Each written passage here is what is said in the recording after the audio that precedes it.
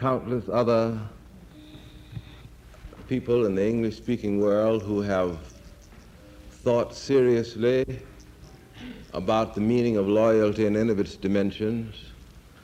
I am deeply indebted to that great,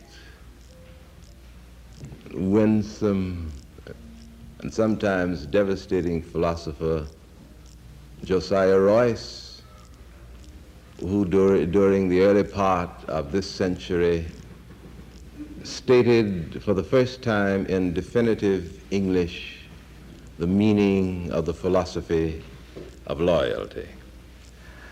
Now, I want to say that because the ghost of Royce will be moving in and out of my mind as he has been for a long time. But I speak on my own authority.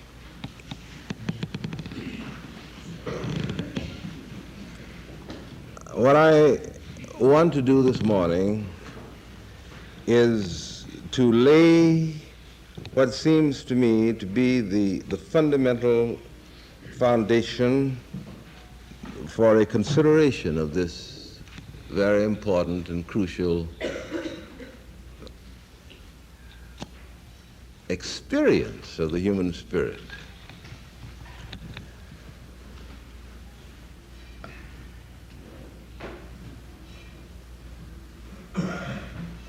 Everybody, despite the private and intensely personal and intimate life that he lives, everybody is involved in the social process.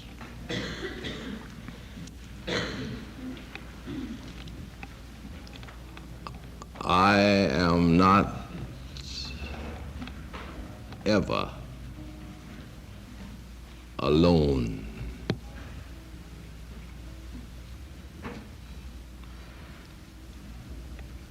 I am never cut off from the social context.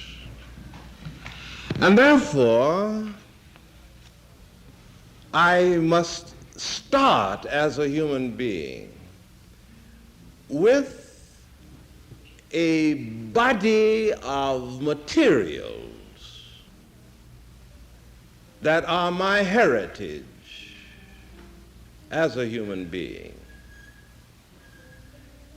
And I become self-conscious only in relation to this social context. Now, I wanted to take time to lay that down very carefully.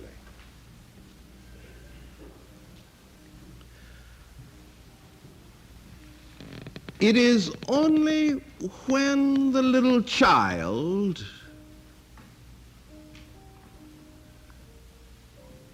becomes aware of the not self that the child becomes aware of the self.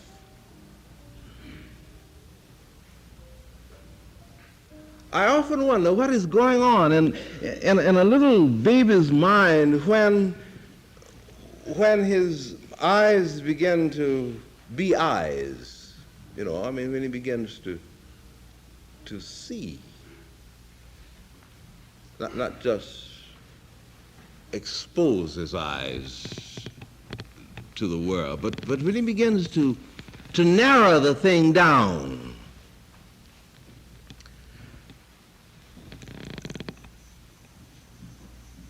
And he watches the object of his devotion, his mother, for instance,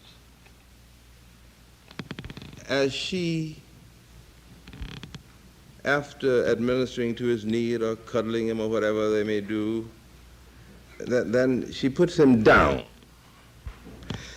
And then he's watching all the time because he's not aware of her as over against himself. And then as he watches her, she withdraws, and his eyes follow. And there must be some moment of a very great shock to the sensitive, developing nervous system of the baby when the baby realizes that there is a not self. There is that which is not really a part of him, but is close to him, that is involved in all of his little feelings, but it isn't quite a part of him. And as he watches his mother separate herself from him, it is then that his sense of isolation begins to emerge. And that sense of isolation takes its form first in terms of separateness. Now it is this fact that the individual becomes self-aware only initially in relation to that which is not the self, but of which the self is conscious. Now, let's push that just a little. That's all right. They are enjoying themselves out there, so let us enjoy ourselves here. We've heard them now, so let's just settle down.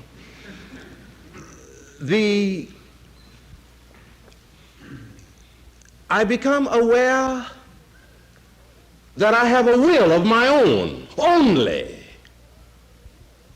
when I'm able to emerge with my will over against other wills, so that it is true that I come to myself as a willing creature only as a result of my ability to differentiate myself from the social context in which I am living. Now, any self-conscious act on my part, then, must of necessity involve me directly and indirectly in the social heritage that has created me. Take the two passages that I read, and I'll get to loyalty if you just be patient. We'll take the two passages that I read. One, the Apostle Paul. I didn't know, said he in the part that I didn't read. I didn't know what covetousness was until the law said, thou shalt not covet. That I was involved in the heritage, in all of the instruction, all that the law meant. I was it, and it was I, and I was a creature of the law. But I was also a creature functioning in other relationships, and the law, because it was the dominant, controlling, central fact of my world, it decided for me what would be my conscience, what would be a violation. The law said, thou shalt not. And when the law said, thou shalt not, then I said, I shall not. So the law, because of its very nature, created for me whatever conscience that I have with reference to the way I live my life. But deep within my relationship to the law, I was a person, said Paul. I was conscious of impulses that rooted back into my biological past. There were great and unrestrained impulses that were a part of my nature that could not take into account the law. These impulses urging me to move in one direction and the law insisting that I move in another direction created in me a profound area of conflict, and I had to decide. I had to decide. And in honoring one, the impulses of my body, as he calls it, I, says Paul, had to dishonor the other. So I split myself in two in an interesting kind of rationalization. With my mind, I serve the law of God,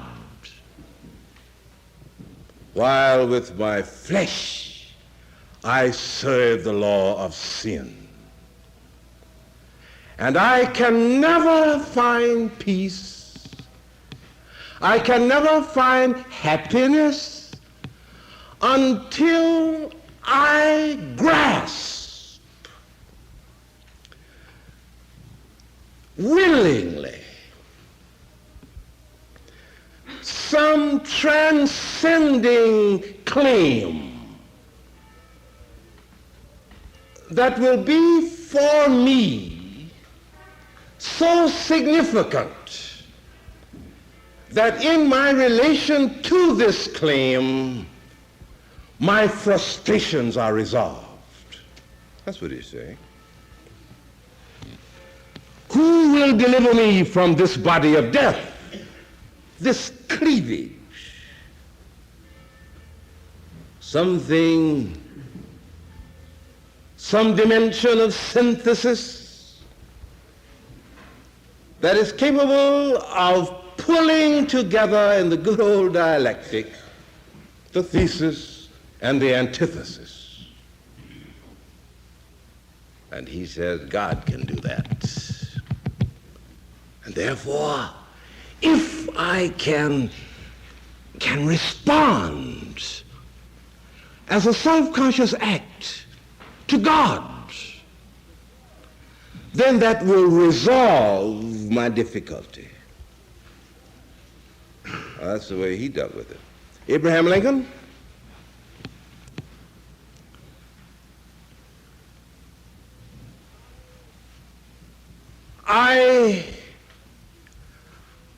I want peace. Peace for my land, my country. And as the commander-in-chief of all, the head man of the nation, it is my responsibility to be the living instrument of that kind of experience for my countrymen. I think that human slavery is evil.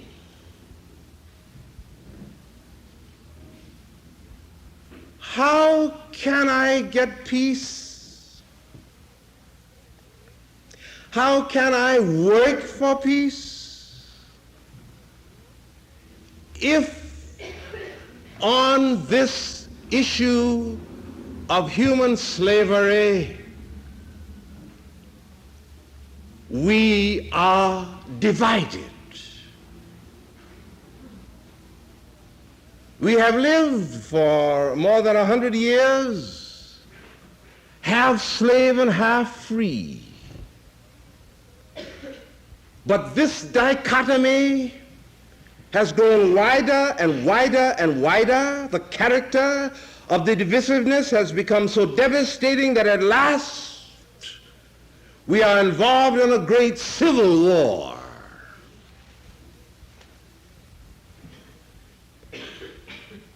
We cannot resolve it unless we can find some transcendent claim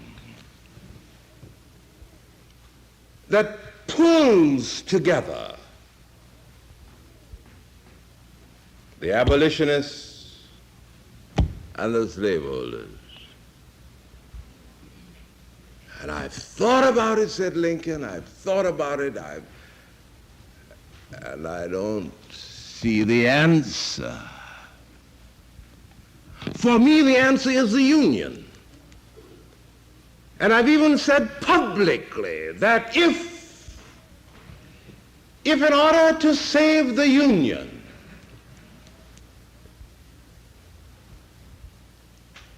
I must free half the slaves and hold the others, I'll do that. If in order to save the Union, I must turn my back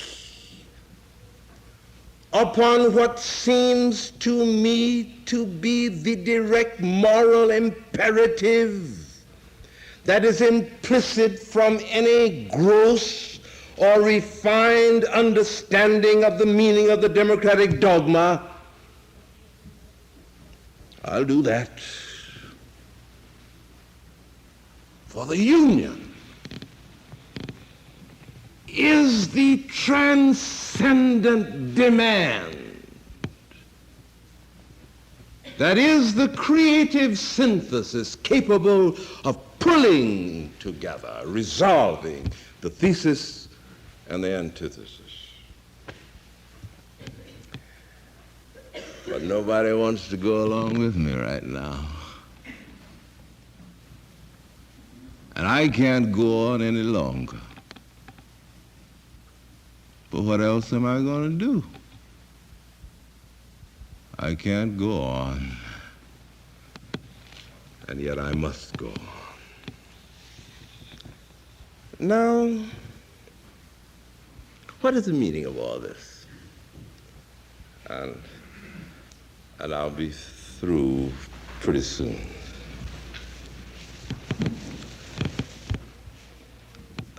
Loyalty seems to mean that there is a willing and a thoroughgoing devotion of a person to a cause, willing.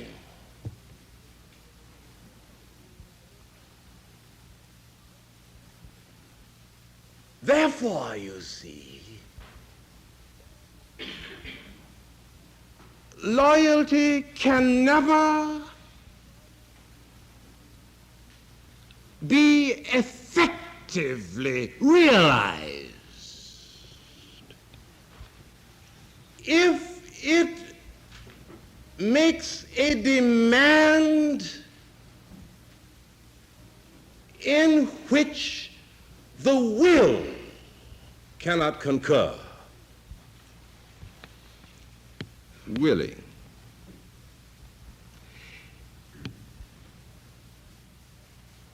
It is with reference to a cause, and here I think is what for me at any rate is a very important contribution that Josiah Royce makes to all the thinking that has been going on this whole matter since 1906, in our country, I mean. He insists that it is always with reference to a cause, to something that is in a sense outside of the individual, but to which the individual relates himself as a result of a self-conscious act of will. And therefore, you see, the demand of the cause becomes an inner response on the part of the individual.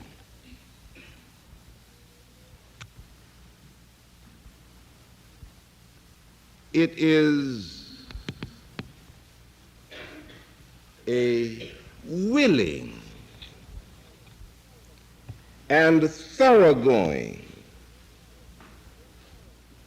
devotion of the person to a cause. Now, of course, you see, wherever that kind of response takes place, the individual becomes the living, for instance, of the cause to which he is loyal. Now, let's examine that principle just a little. Here we have our hands on something which is fundamental to the very structure of the universe. For what we are saying is that when the individual surrenders, yields his will to a cause, the cause then gives him back his will in order that that will may become the servant of the cause. You see? I don't know if I can make that clear. I give up my will in response to the cause.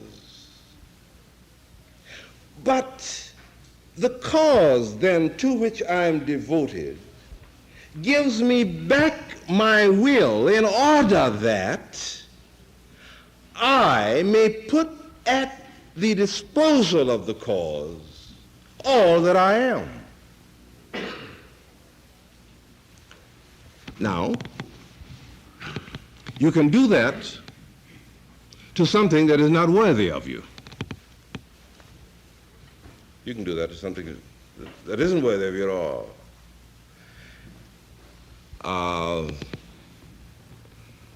Have you ever encountered anybody who fulfills this requirement with reference to, let us say, having a certain kind of daisy in all the public parks in the United States?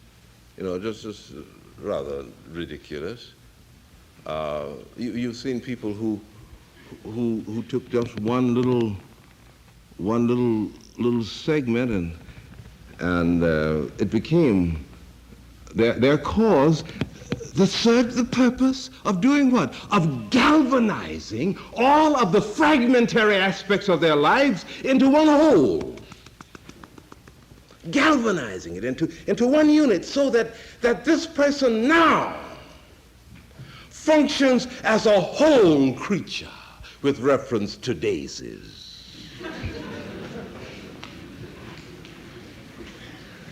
And wherever it happens, you see, wherever it happens, there you see a dynamic release of power, of energy, of vitality, even though the cause may not rate it at all.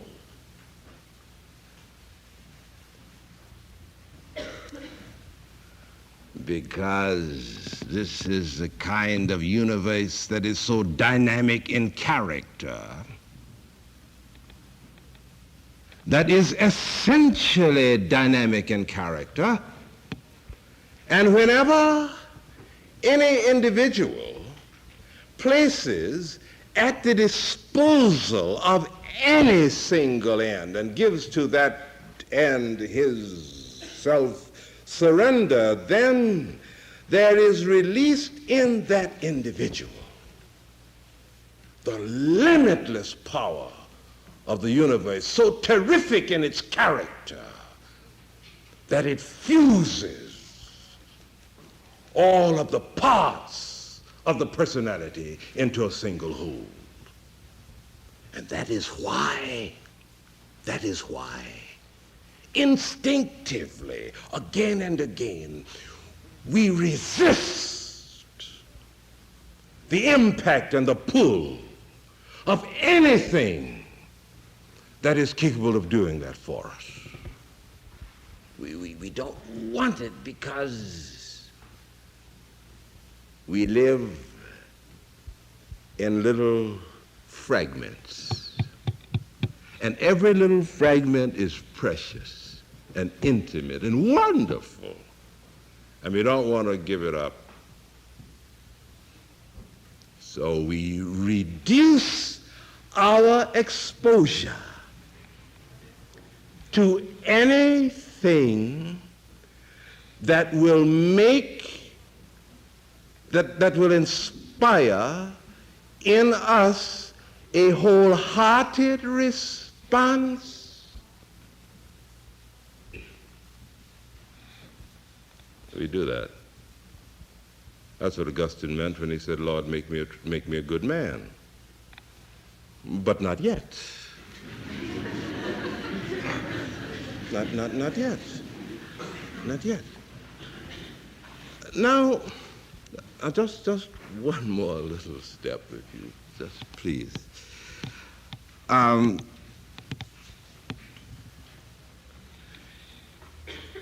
Loyalty then, and this is the basic insight for our morning, loyalty then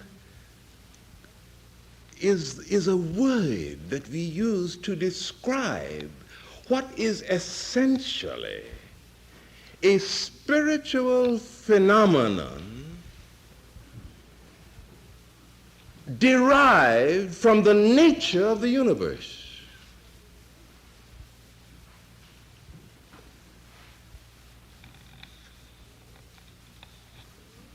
It means that it is the fusing of the outer and the inner.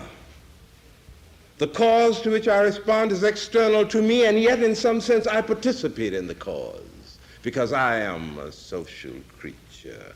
And the degree to which I yield myself to it, my participation is enlarged because my will becomes the will of the cause.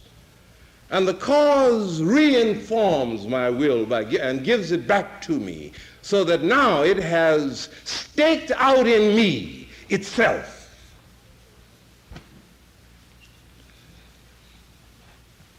Now, what does that mean? Does that mean that I cannot be loyal to a person? Let's examine that for just a minute. Loyal to a person? What do you mean? I'm loyal, perhaps this is it. I'm loyal to the tie that binds me to the person. And my loyalty to the person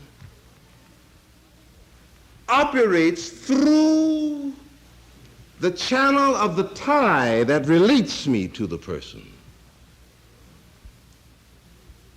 So in order to be true in this devotion to the tie, whatever tie it is, I will do no violence to the person. So my loyalty to the individual is a derivative, a secondary thing. Because the thing that is primary is my devotion to the tie that unites me and you and you and you and you and you and you.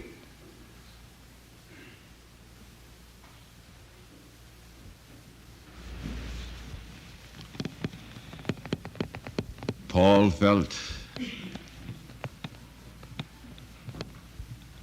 that he could be loyal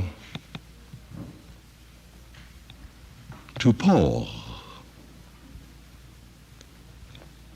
only by being loyal to that which was capable of putting the parts of Paul together.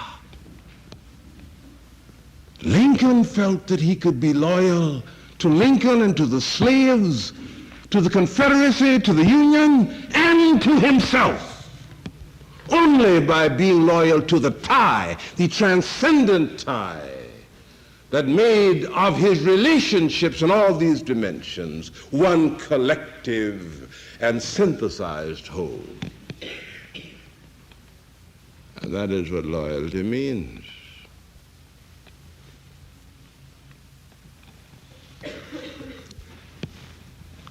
Are you loyal? Is there anything, any kind of cause or tie that relates you to your fellows?